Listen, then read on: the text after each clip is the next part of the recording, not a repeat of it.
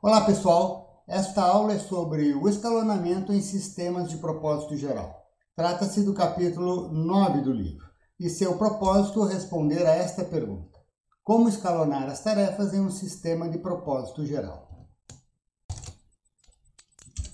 Nós vimos que os sistemas de tempo real são organizados em torno do conceito de tarefa. A gente pode implementar a tarefa como uma função em um executivo cíclico ou em um laço, também como um tratador de interrupção, mas cada vez mais comum é a implementação de tarefas como threads, seja num microkernel, seja num kernel complexo. Em geral, existem muito mais tarefas do que processadores, então nós precisamos, de alguma maneira, escolher que thread pronta para executar será executada a seguir, sendo que a thread implementa a tarefa. No caso de um multicore, eu até disponho de vários processadores, mas ainda assim eu terei mais tarefas que processadores e a questão permanece válida. Neste capítulo, nós estamos considerando sistemas de propósito geral. O escalonamento do processador no sistema de propósito geral tem vários objetivos. A gente quer aumentar a capacidade do processamento de dados, aumentar o throughput do sistema. A gente quer reduzir os sobrecustos, reduzir o overhead. Nós gostaríamos de oferecer uma ilusão de paralelismo entre as tarefas e portanto, entre os programas de usuário, né, através do escalonamento ou do chaveamento rápido entre tarefas no uso do processador. Nós queremos diminuir o tempo médio de resposta percebido pelos usuários e, por vezes, os objetivos são conflitantes. Como a gente vai ver, às vezes, aumentar a ilusão de paralelismo significa também aumentar o overhead. Então, é necessário um balanço entre estes objetivos. Sempre que a gente tem um recurso disputado por vários usuários, a forma mais básica, mais simples, né, de implementar o escalonamento é usar a ordem de chegada. Né? Em inglês, o pessoal chama de FCFS ou de FIFO. A ordem de chegada é muito fácil de implementar. Toda tarefa que fica apta e quer o processador, ela vai para o fim da fila. Sempre que o processador fica livre, a primeira tarefa da fila executa. E ela executa até que ela termine ou que ela faça uma chamada de sistema, como sleep, receive, etc., e fique bloqueada, liberando o processador. Neste momento, o escalonador vai pegar a próxima primeira tarefa da fila. Quando a gente usa o algoritmo ordem de chegada, é impossível a postergação indefinida de uma tarefa. A postergação indefinida é quando a tarefa fica para sempre na fila sendo postergada, né? Tendo sua execução postergada, ou seja, outras tarefas passam na frente dela na fila.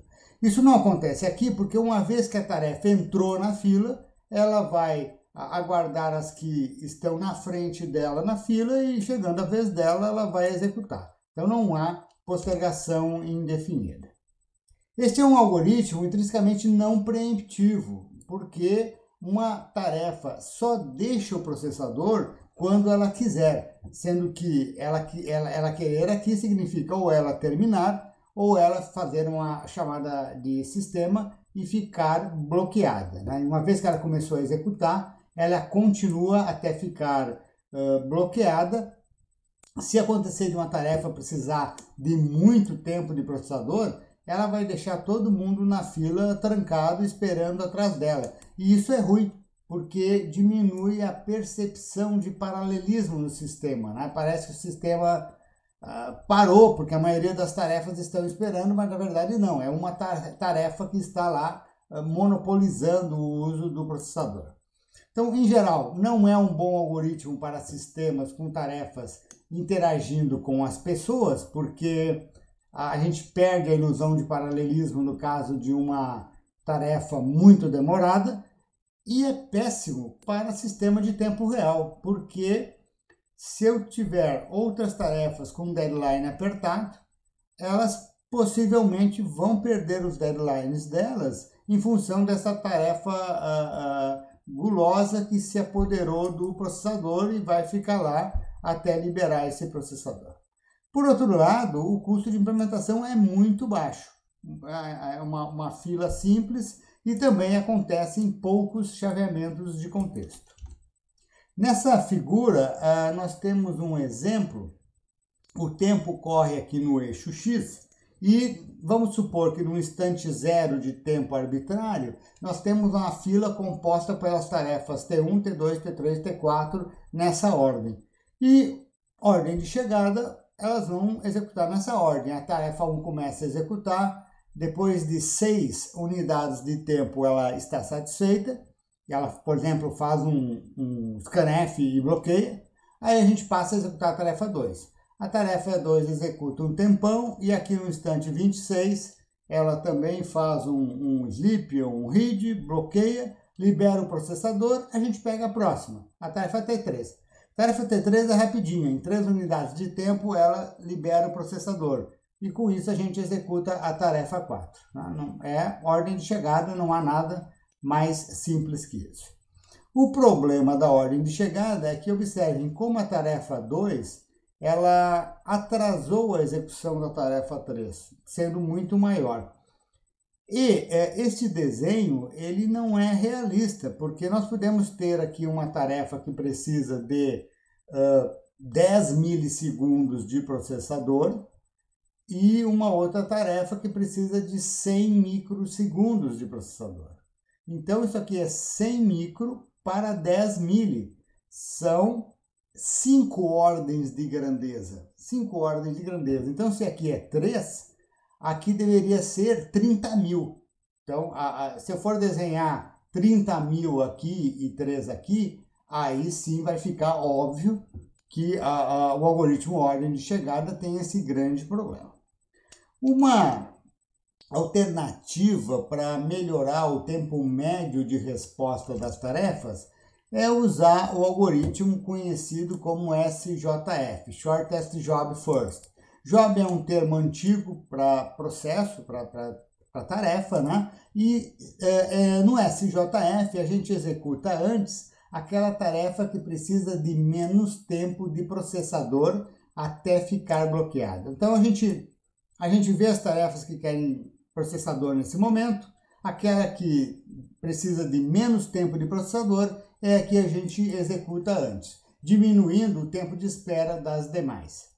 Na prática, a implementação é muito difícil ou mesmo impossível, porque é praticamente impossível, no caso geral, determinar antecipadamente quanto tempo de processador é necessário até o próximo bloqueio. Como é que eu vou executar antes a tarefa mais rapidinha se eu não sei os tempos de execução delas?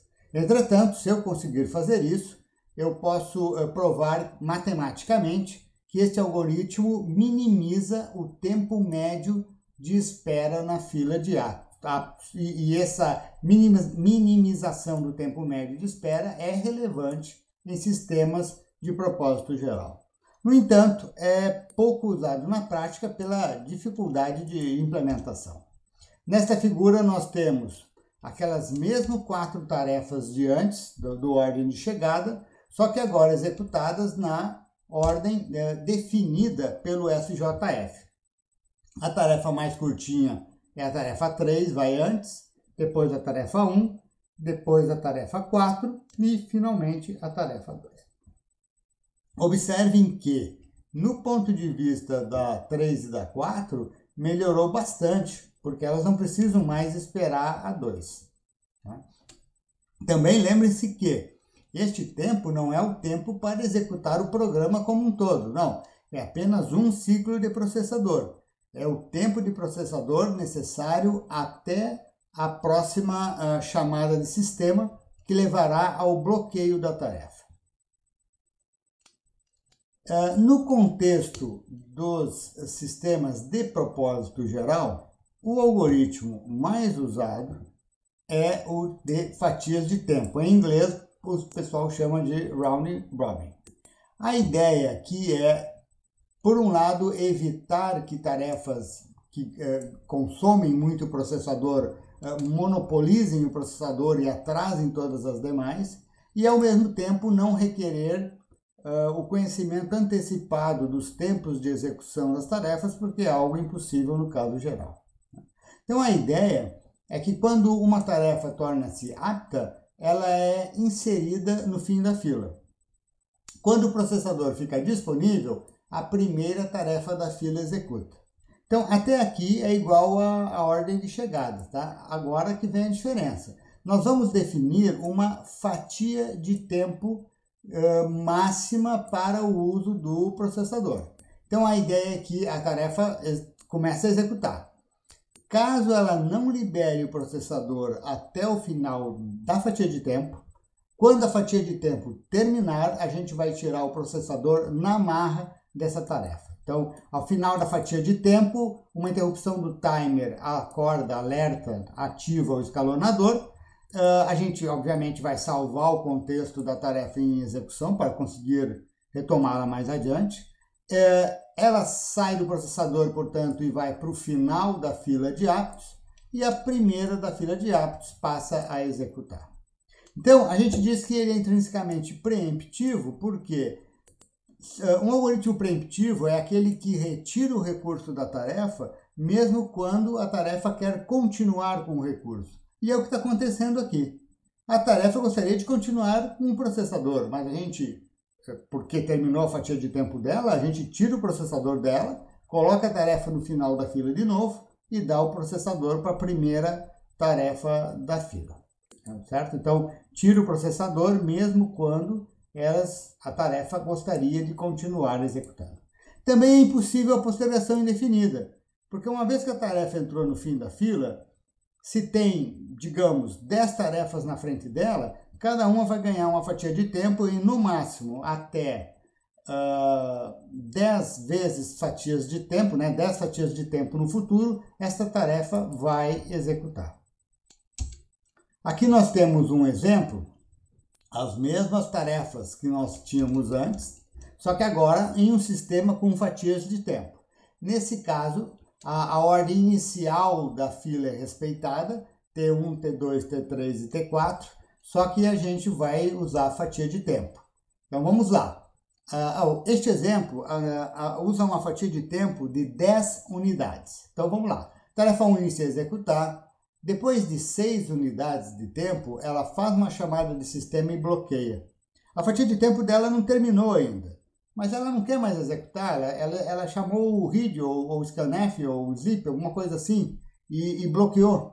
Como ela está bloqueada, ela abre mão do resto da sua fatia de tempo e o processador vai ser usado por outra tarefa. Não existe nenhuma espécie de caderneta de poupança de fatia de tempo. Com essa tarefa ficou bloqueada. No futuro, quando a tarefa 1 for liberada e retornar ao final da fila de aptos, ela vai esperar e, chegando a vez dela, ela vai receber uma nova fatia de tempo de 10 unidades. Essas 4 unidades aqui que ela ainda teria direito, ela abdicou, declinou, vai perder. Chaveamos para a tarefa 2. A tarefa 2 é uma tarefa que precisa de muito processador. Então, o que ela acontece? Ela executa, executa, executa. Quando termina a fatia de tempo de 10 unidades dela, a interrupção de timer aciona o tratador do timer dentro do kernel ou microkernel, o qual executa o escalonador, e o escalonador move a tarefa 2 para o final da fila de aptos e pega a próxima para executar, que é a tarefa 3. A tarefa 3 recebe o direito de executar por 10 unidades de tempo, porém, após 3 unidades de tempo, ela faz uma chamada de sistema e bloqueio. E com isso, ela libera o processador para a tarefa 4. A tarefa 4, ela executa toda a fatia de tempo, 10 unidades, e não termina. Então, ela é preemptada, vai para o fim da fila, vamos pegar quem está no início da fila. Ora, como a tarefa 1 e a tarefa 3 estão bloqueadas, a única agora na fila de aptos, além da tarefa 4, é a tarefa 2. E a gente retoma a execução da tarefa 2. A tarefa 2 executa mais 3, 6, 9, 10. A demanda dele era exata de 20. E aqui nesse ponto termina a chamada a fatia de tempo no exato momento que ela também faz uma chamada de sistema e bloqueia. Então, seja como for, ela perde o processador. E aí a gente vai para T4, que ainda faltava uma unidade de tempo para concluir. É claro que nesse exemplo simples, pessoal, a gente está ignorando o fato de que no meio do caminho, uma T5, uma T6, uma T7 poderiam ter chegado e ido para o final da fila de aptos, mas isso não muda nada, né? Toda tarefa que se torna apta vai para o fim da fila. Quando o processador fica livre, a gente pega a primeira da fila, e o processador fica livre quando? Quando quem está executando faz uma chamada de sistema e bloqueia, ou quando quem está executando conclui, né, gasta toda a fatia de tempo. Uma questão crucial é como definir a fatia de tempo, né? Em um extremo, a gente pode usar a fatia de tempo infinita. Então, o cara pode executar para todo sempre. Ora, isso é exatamente como o algoritmo ordem de chegada se comporta. É uma fatia de tempo infinita. No outro extremo, a gente pode dizer que a fatia de tempo é uma única instrução de máquina.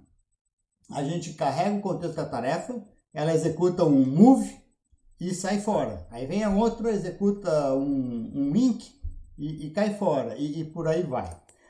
Neste extremo, a aparência de paralelismo é total, porque cada tarefa executa uma instrução de máquina e cede a vez para outra. Então, todas andam num paralelismo, né, quase que perfeito.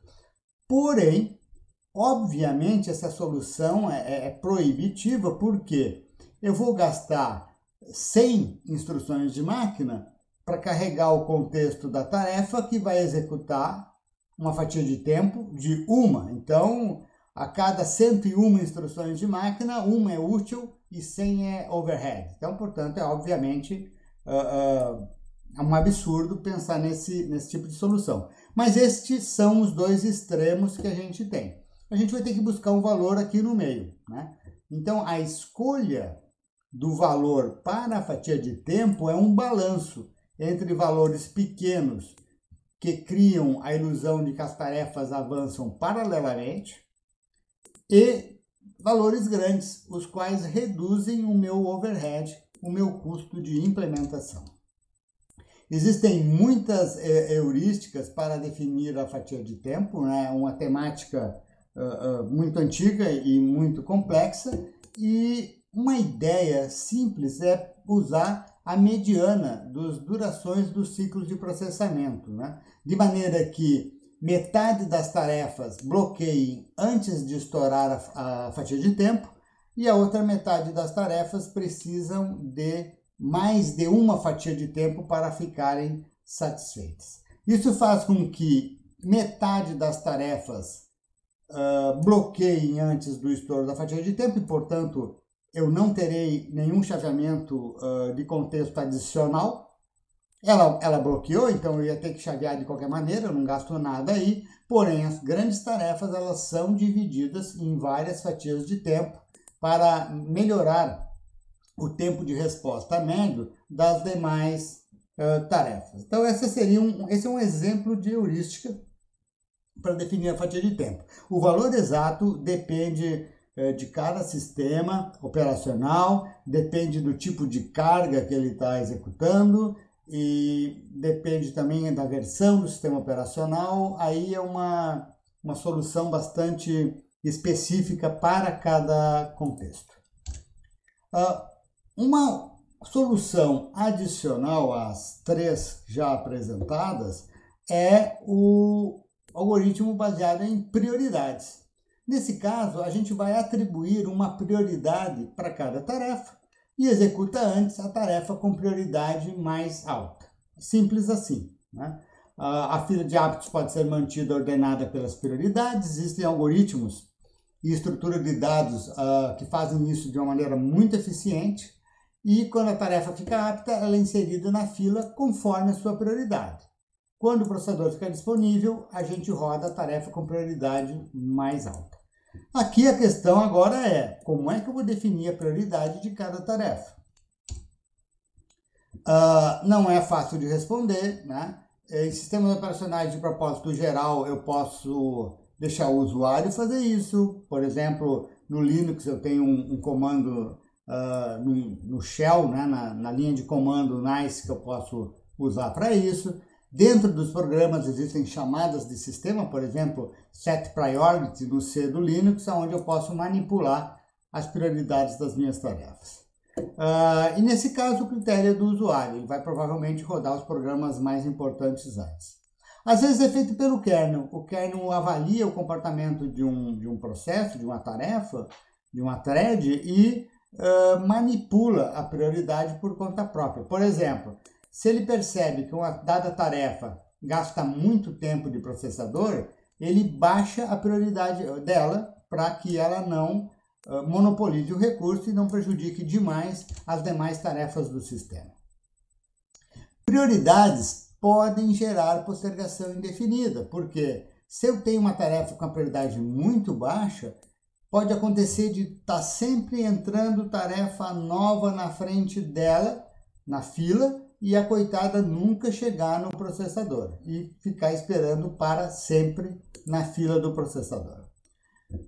Em sistemas operacionais de propósito geral, existe um mecanismo muito popular chamado de envelhecimento, que a gente usa junto com prioridades exatamente para evitar a postergação indefinida. Como é que funciona? À medida que o tempo vai passando e uma tarefa envelhece na fila sem executar, a gente vai dar uma elevadinha na prioridade dela. Ela vai ficando mais velha, velha na fila e a gente vai aumentando a prioridade dela. Chega uma hora que a prioridade dela se tornou tão alta que ela consegue executar, quebrando a postergação indefinida.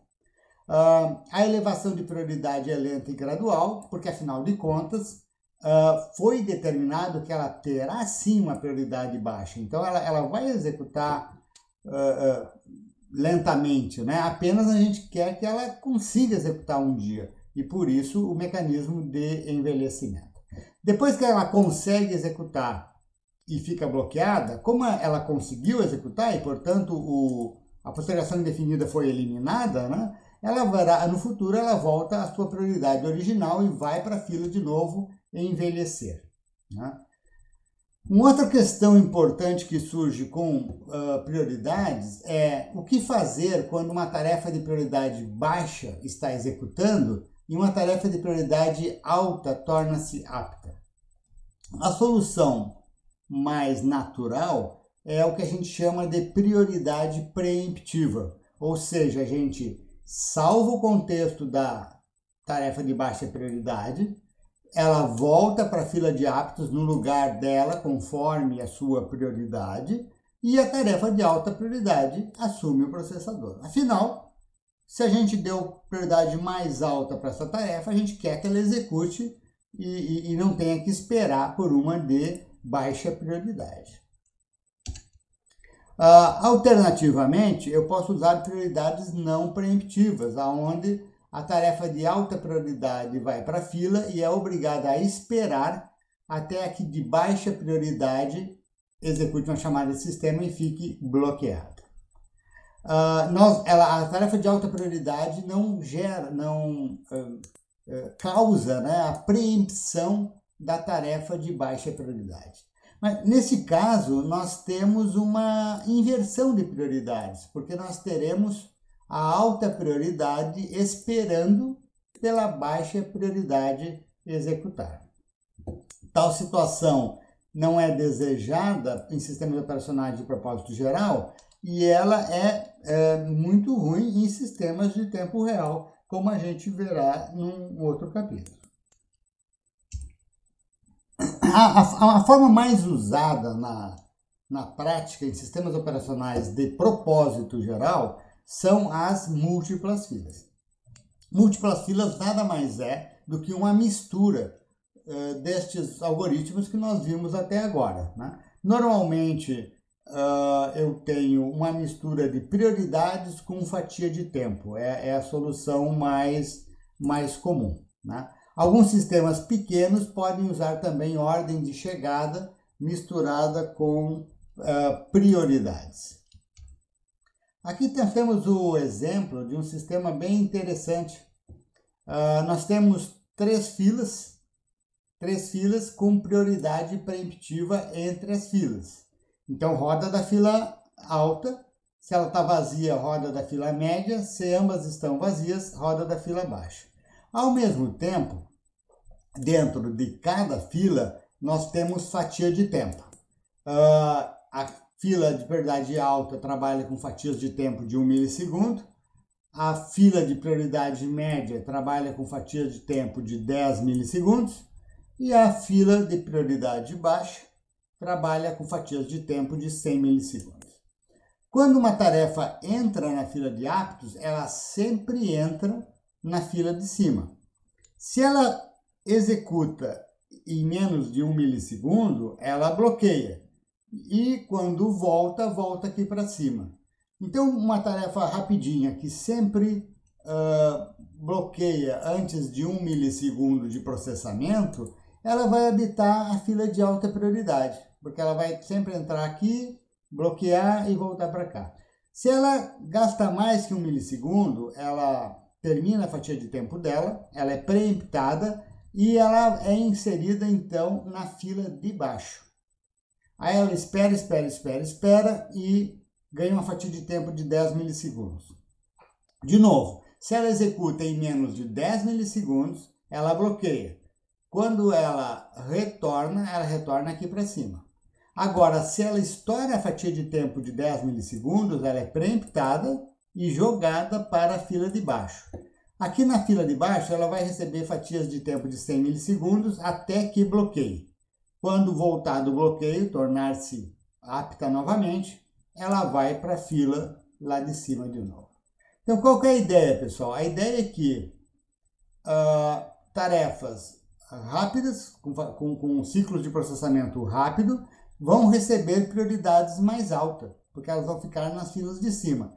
Já tarefas com muito processamento, que precisam de longos períodos de processador, elas vão ficar mais tempo nas filas de prioridade baixa. Ou seja, estamos dando prioridade alta para as tarefas mais curtas, né, mais rápidas, e dando prioridade baixa para as tarefas mais demoradas, mais longas. Por que isso? Ora, isto é uma aproximação do SJF. No SJF, roda antes quem gasta menos processador, quem necessita menos tempo de processador. E é exatamente o que nós estamos fazendo aqui. Apenas que com essas múltiplas filas, nós não precisamos prever o futuro sobre quanto tempo de processador cada tarefa precisa. Isso aqui é um sistema de peneiras e as tarefas são naturalmente peneiradas, sendo que as rapidinhas ficam lá para cima e as demoradas vêm aqui para baixo. Esse é o sistema mais popular para sistemas operacionais de propósito geral, né?